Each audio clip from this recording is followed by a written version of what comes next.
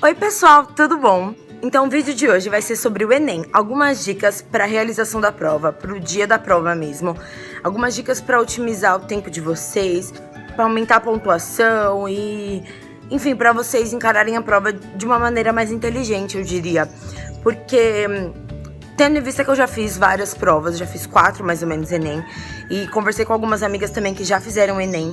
Então a gente separou algumas dicas que eu acho que vai ajudar muito se você já ir pra prova sabendo delas. Então vamos lá. Eu tô com um caderninho aqui pra anotar. Então a primeira dica seria pra vocês relerem os enunciados. Pra você primeiro ler o enunciado antes de ler o texto. Porque aí você vai ler o texto sabendo o que você tá procurando. A gente sabe que as provas são longas, que tem bastante texto. Então é importante que você leia com bastante atenção. Porque muitas vezes o texto ajuda vocês na resolução. Muitas vezes mesmo. Ainda mais que o Enem é uma prova que vem se tornando mais conteudista, mas em si ela é um pouco mais de interpretação. Então vale muito a pena dar importância devida para os textos e para o enunciado. Então se atentar a cada detalhe, a cada palavrinha é muito importante. A segunda dica é baseada no sistema de correção do Enem, que é pela dificuldade dos exercícios. Tem 3 tipos de exercícios, tem os fáceis, os médios e os difíceis. Cada um deles tem uma pontuação, eu não sei exatamente qual é a pontuação, mas vamos supor, 3, 4 e 5. 3 é a mais fácil, 5 é a mais difícil.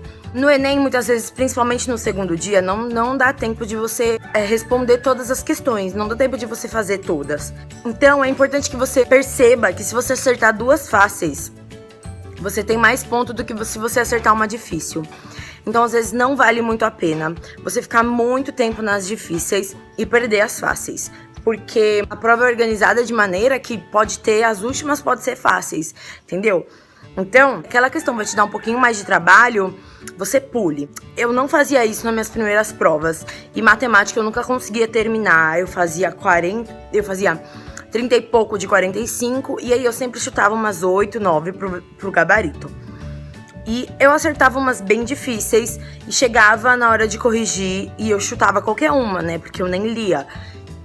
E era uma questão super fácil e muito fácil que eu acertaria com certeza. E aí eu não pontuo normalmente porque eu erro muito fácil e acerto difícil. E aí tem todo o estilo de correção deles que é diferente e que baseia no como você vai acertar tão difícil se você errou até a fácil. Isso é tudo questão de eu não tive tempo. Então é importante que você pule todas aquelas que é difícil. Quando você sabe fazer a questão e você fala, vou pular. Porque sua vontade é fazer. Mas às vezes quando você sabe fazer e sabe que vai dar um trabalhinho, que é muita conta, pula. Você fala, vou pra próxima e se sobrar tempo eu volto pra essa que eu tenho certeza. Porque senão você vai acabar deixando umas 4 fáceis pro final e vai chutar elas e errar. E o que vai diminuir muito sua nota. Então é muito importante você ter essa consciência e então fazer primeiro as mais fáceis. No segundo dia, eu aconselho que você entre na prova, leia o tema de redação e então vai fazer outras questões. A gente pensa que a gente tem que ficar parado pensando no tema para vir alguma inspiração, mas se você tá lá fazendo as questões, o seu inconsciente está pensando naquele tema e às vezes vai vir um estralo no meio das questões do tipo, nossa, fala sobre isso na redação, nossa, põe essa frase. E aí você volta. Eu sempre fazia isso, eu li o tema, fazia as questões, estava lá no meio das questões e me vinha um estalo, ia lá e escrevia o rascunho da redação. E aí num piscar de olhos já estava escrito.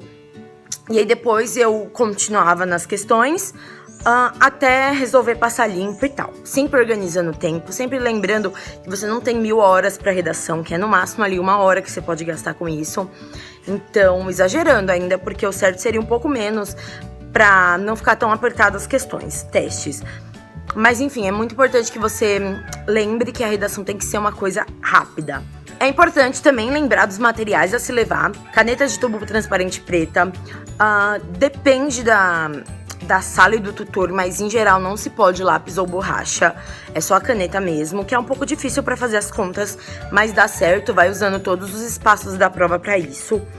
E é isso, não esquece da sua garrafa d'água, não esquece de um lanchinho, não esquece de de levar um paninho se você soa muito, ou uma folhinha pra você se abanar, pra você não ser pega de surpresa e isso não poder te atrapalhar no seu desempenho, entende? Lembrando, com o vídeo que eu já falei sobre ansiedade, que chocolate não é a melhor opção, café não é a melhor opção, energético não é a melhor opção porque te deixa agitado, te tira a concentração. Então, às vezes, isso que todo mundo leva não é a melhor opção. Então, tomem cuidado com isso. Vamos ficar espertos para não cometer aquele erro grave de chegar atrasado, de não lembrar o local, de não conhecer o local e ir de primeira vez, de errar a sala. Nada disso, gente. Vamos chegar com antecedência, leva alguma leitura, ou então mexe no celular, faz alguma coisa para se distrair nesse tempo que você tem, porque você chegou antes. Não vai me atrasar, não vai cometer esse erro tão imaturo, né, pessoal? Vamos lá. Se for pra errar, vamos deixar pra errar em exercício, mas nem esse a gente quer, né? Uma coisa muito importante é o tempo do gabarito. Eu, particularmente, fazia questão e passava pro gabarito instantaneamente. Fazia questão. É essa, então vou passar pro gabarito essa. Por 2 motivos. Porque eu não ia aguentar saber que falta 10 questões pra eu fazer e eu tenho que largar tudo e passar pro gabarito, entende? Nossa, só falta meia hora, não vai dar pra eu ler essas questões, eu vou largar e vou passar pro gabarito.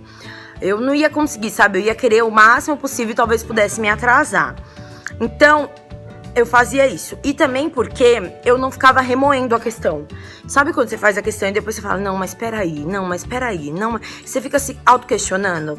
Isso não é bom na maioria das vezes. Isso te faz errar muitas vezes. Aquilo que eu já disse sobre o nosso subconsciente ter certeza de uma coisa e a gente desconfiar depois. Mas ele já ouviu algo parecido com aquilo, então por isso que ele encaminhou para aquela questão certa.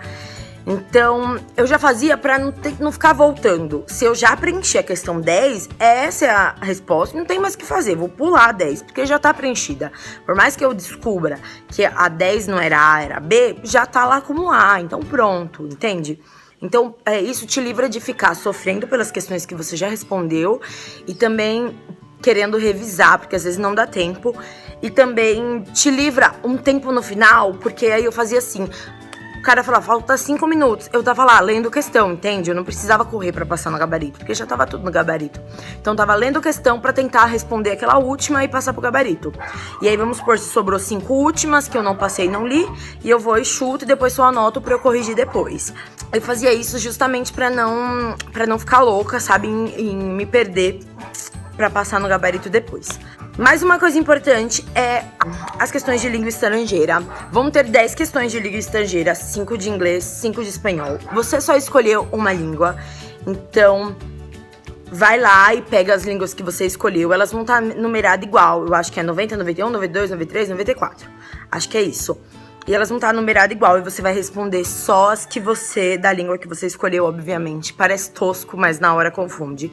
E aí você pega e você passa as primeiras questões pro gabarito da língua que você escolheu.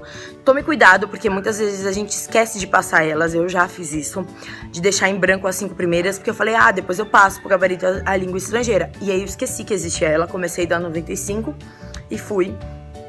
E aí esqueci. Então, tomem cuidado, fiquei atento com isso. Faltava mais uma coisa.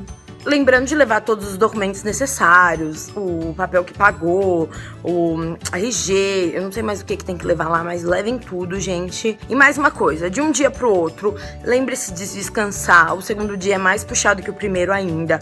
Então não tenha uma noite muito turbulenta, não saia muito depois da prova. Vai descansar, porque no outro dia é uma outra barra.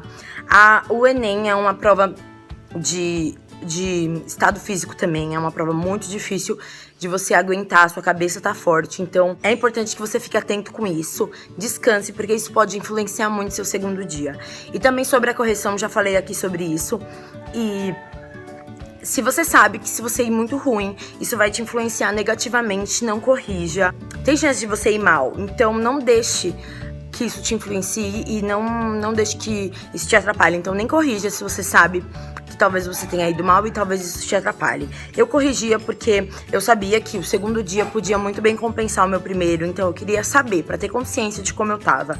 Talvez se eu fui muito ruim, eu já guardava esperanças pra no outro dia ir melhor e me recuperar.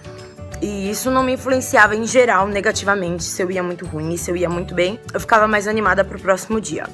Então eu acho que é isso, pessoal. De todas as dicas que eu separei, eu acho que eu consegui resumir bem todas elas. E é isso, eu desejo uma ótima prova pra vocês. Eu vou tentar postar mais alguns vídeos antes do Enem. Eu vou gravar vlog da minha semana pra pilhar mais vocês, pra vocês sentirem o gostinho. E vou postar antes do Enem, pra vocês esparecerem e relaxarem pra chegar essa data. Não estudem igual um doido agora. Continue estudando, óbvio, no seu pique, mas não tenta engolir os livros só porque o Enem tá muito perto. Vai com calma, porque isso vai te embaralhar no conhecimento. Enfim, vai com calma, mantenha seu ritmo e quando estiver chegando bem pertinho, você já dá uma pausa e deixa as coisas acontecerem naturalmente, tá bom? Eu desejo pra vocês uma ótima prova, mas a gente se fala antes dela, tá bom? Não esquece de avaliar o vídeo, de dar um joinha, se inscrever no canal e me seguir nas redes sociais, tá bom? Fiquem com Deus, um beijo e até o próximo vídeo. Beijos!